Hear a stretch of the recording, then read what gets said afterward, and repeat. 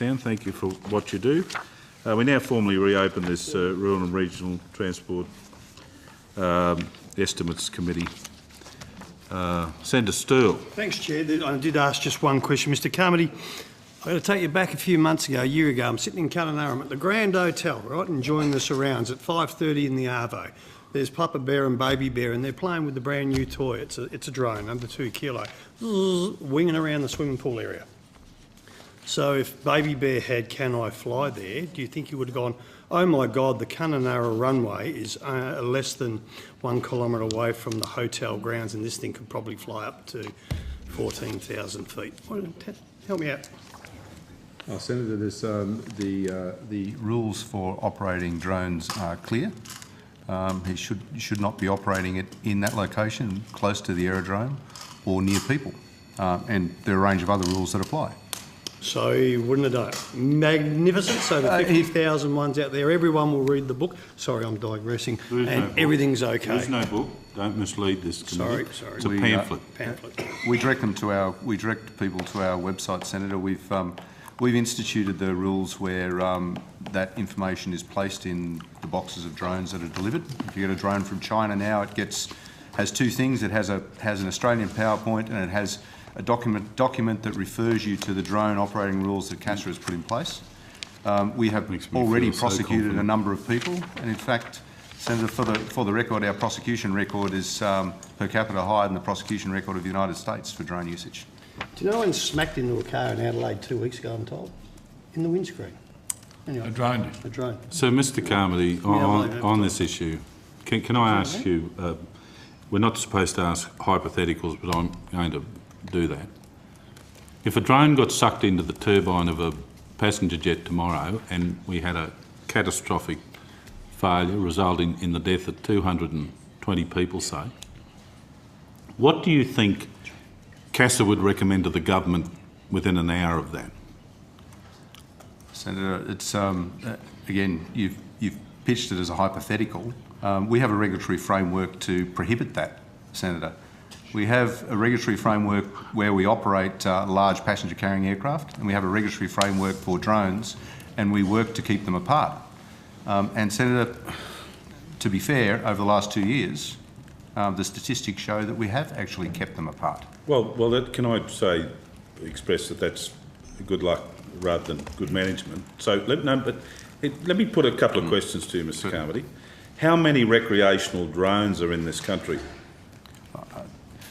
Senator, I don't know how many recreational drones are in this country. Do you know what the estimates are? Senator, I heard you talking about an estimate of 50,000 this morning. You're in no position to dispute that. Mm-hmm. That's correct. So we went to Dorby and we took some evidence there. We spoke with a crop duster. We had our displays at the small aircraft. They've got a beautiful facility there at Dorby. As far as you could see, and my local knowledge said that for 100 kilometres in any direction, if you got on your bike and pedalled, you were in crops. And there are 2 crop duster operators there who operate between ground level and 400 feet. And there are 50 drones. 50 drones. And we know that because the retailer of the drones, a woman that specialises in agricultural drones, was there and was able to tell us. She could have told us the names of every one of them. So can you tell me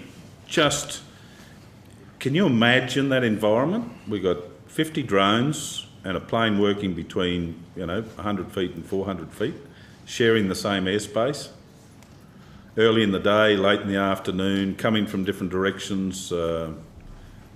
You don't imagine that there could be contact between those 2 vehicles? Senator, again, you're asking me a hypothetical question. The crop duster should be operating over the land of the person for whom he's conducting the service. I know, or she. There should not be other drones over that area unless that person is flying their own drone, because the regulations are clear. You can operate it over your own land.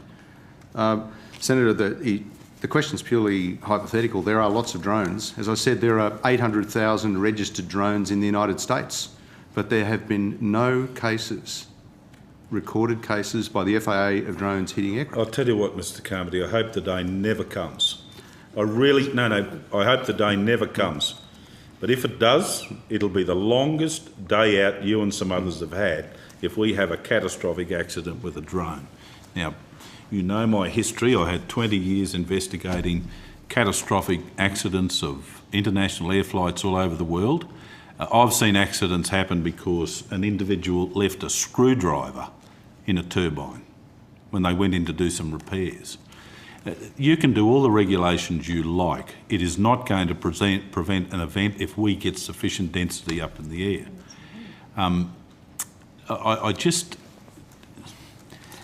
I asked one of the other witnesses this morning, one of the other officers, about the chicken and egg. Don't you think it would be better if we stop this proliferation until your organisation and indeed our committee and industry has a chance to collaborate and get a set of circumstances in place that we think can minimise, absolutely minimise the potential impact of this? Senator, I think through our regulatory framework that we have in place now, we're endeavouring to do just that. The industry wants the decisions of the regulator to be consistent and wants them to be evidence-based, sure, wants them to be predictable. We want that too. The evidence that I have over the last 2 years, Senator, for example, 1,800 bird strikes in 2016, 1,700 bird strikes in 2015, no reports of a drone striking an aircraft, but birds and other animals are striking aircraft. But Senator, if I may, that's evidence. I have no evidence at the moment that the regulatory framework... Is that what you need, Mr. Carmody? You need evidence? You want a drone to strike an aeroplane before you take some measures here? You need to have evidence. You need to be able to make evidence-based decisions, Senator, rather than hypothetical decisions. The evidence that I have in the United States is very clear. I have evidence from the United States about the effect of what's happening with drones in the United States. You have evidence from the United States of a lack of events where there's been a catastrophic collision. Where there's been a collision, Senator, if I may, and they have a much denser air environment than we have in Australia. I'm looking at what other regulators are doing, and I think I share your concern. I understand where you're coming from. I really do. So what harm is there in us going steady with respect to the proliferation before you finish your important work, Mr. Carmody? But well, why? No. Look, that's a valid question.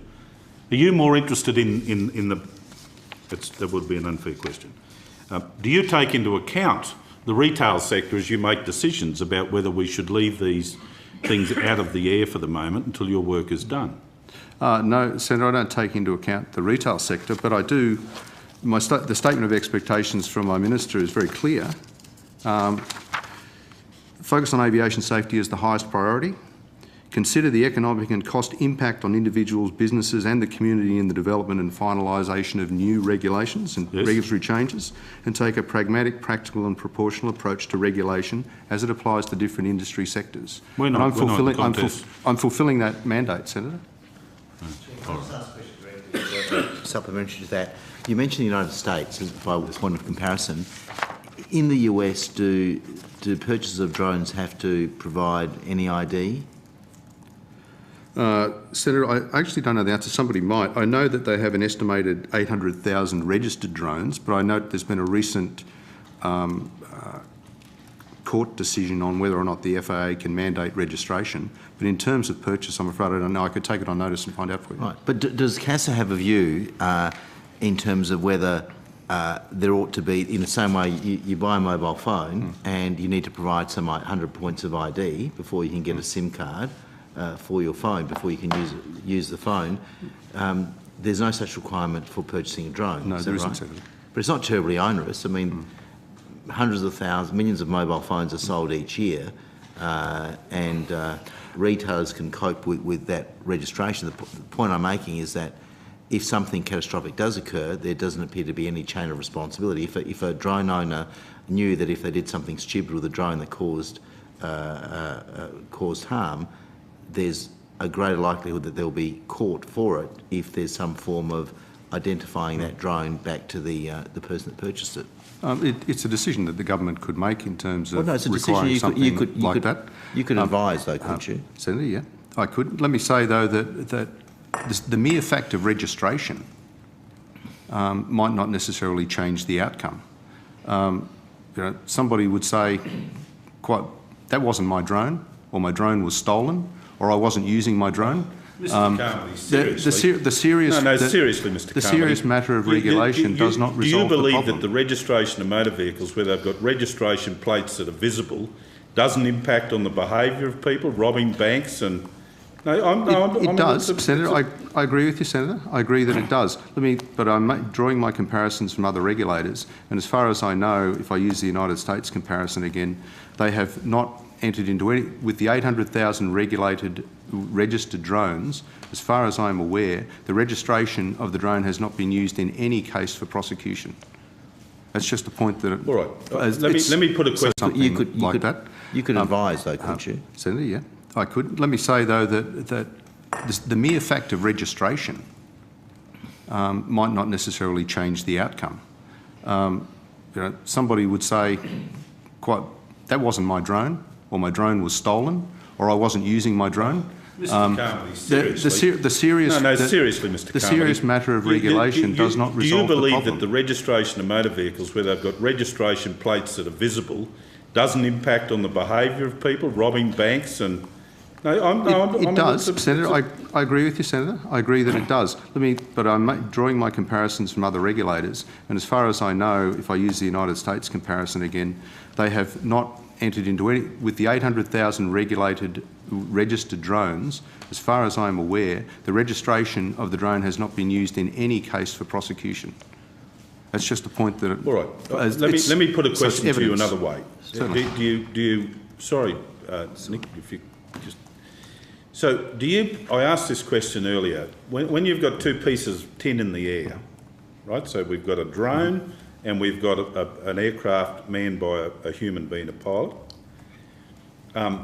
if those two come into contact in particular circumstances, let's go drone into turbine, it really doesn't matter that one's this big and one's this big, correct? Senator, technically it may not matter. The point about drones is that they come in varying sizes. Some are quite small, I appreciate 2 kilograms. Just come back. It's a very hypothetical question. No, of course it is. But one has a living human being who's thinking about the conduct of their bit of tin, who have been trained for thousands of hours and meet all sorts of requirements. You're monitoring them. You've got them on a radar. They've got to tell you when they take off and when they land. They can't fly into this, that and the other. The other one could have a 13-year-old on the ground operating it, right? So to me, they're equivalent in the event of a catastrophic contact, yet it seems as though you and others don't seem to be concerned that the person on the ground with piece of tin number 1 could be of any age, they could be intoxicated, they could be having a complete disregard for the pamphlet that comes from China in operating. I've been in the presence of 2 drone operators in the last month who weren't aware of my involvement with this, who took their drones out of sight. They took their drones out of sight across any number of properties. It was a semi-residential area at a beach. So I'm telling you, my own experiences with it, people are ignoring your piece of paper from China. So I ask you, why do you make the pilot spend hundreds of thousands of dollars in some cases, tens of thousands in most? Why do you make them go and have their heart checked every 20 minutes? Why do you have all of those regulations around the operator of that piece of tin, yet this piece of tin, virtually nothing? That's the real burden of my argument.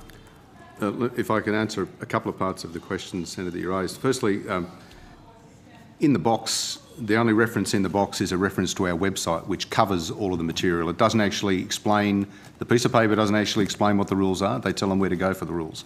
The second point, Senator, that I need to make is that we have a regulatory regime for high-capacity passenger transport. I have a regulatory regime for charter. I have one for aerial ag. I have one for all sectors. We have different requirements on pilots. We have if you like, a different safety requirement. We have a regulatory regime for unmanned aerial vehicles as well.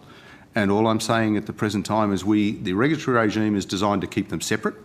Some people will behave badly, I understand that, and some people who are very highly trained pilots will behave badly as well. That's why we have a regulatory regime, that's why we have regulatory oversight. That's why we prosecute drone operators when we discover that they have done the wrong thing, and we have prosecuted. But the regulatory regime is designed to keep these remotely piloted vehicles separate from air transport and large aircraft. And at the present time, statistically, it is succeeding. All right, if we had a training program that made the operator of a drone bring them up to a higher level of competence than going to your website in terms of testing their proficiency, their eyesight, their reflex capacity, all the sort of things you do with pilots, do you think that would make a positive contribution to increasing air safety in the prospect of drones and aircraft coming into contact with each other? Senator, we do that in the above 2 kilogram space. Oh, we understand that. Mr. Carmody, we're very familiar with the area. That's where we actually do it. Below the 2 kilogram space, where we have commercial and recreational activities, the cost is thousands of dollars. So there's a cost imperative. It would probably close down the industry. Cost to who? It's a cost to the drone operator, Senator. The point that I made before about our numbers, we've had 5,400 people come to us since September last year when we deregulated the 2 kilogram market and told us how they will operate, where they will operate, and that they understand the rules and that they will follow the rules. Commercial operators, that's not the other 48,000. That's not the other 48,000, that's not the recreational operators, no. That's right. So the point of that is we've got 4% of the marketplace who've got their drones up there covered.